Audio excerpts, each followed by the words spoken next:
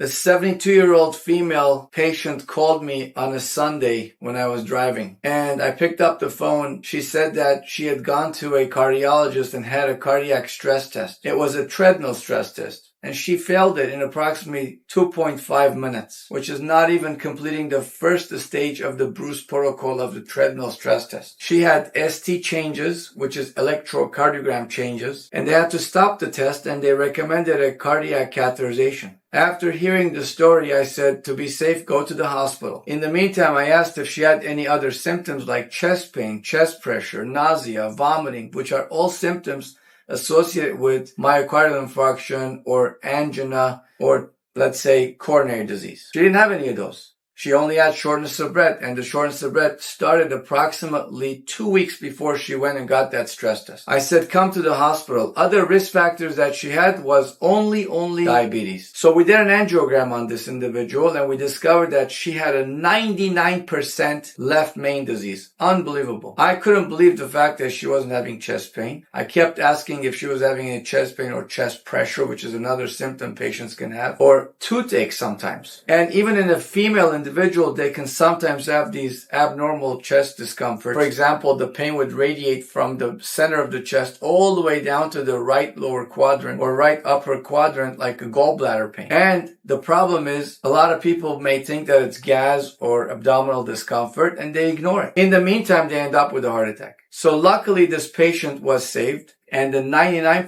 blockage of the left main, which is being shown here, along with a 99% blockage of the right coronary artery, allowed us basically to say to her, you need an open heart surgery in order to save her life. And we did. She went through the surgery. Nothing happened to her in regards to complications. She did great. And luckily her heart function, the ejection fraction, the pumping ability of the heart was still preserved at 60%. And that's the key, because when the muscle starts to die, the patient starts to suffer longer and longer in the future. So our whole idea is to perform stress tests, not only when you have a chest pain, but of course, risk factors, family history, if you're a smoker, diabetic, hypertensive, if you have peripheral disease, you may have coronary disease. So please don't ignore these things. If you have any questions, of course, you can comment or give us a call.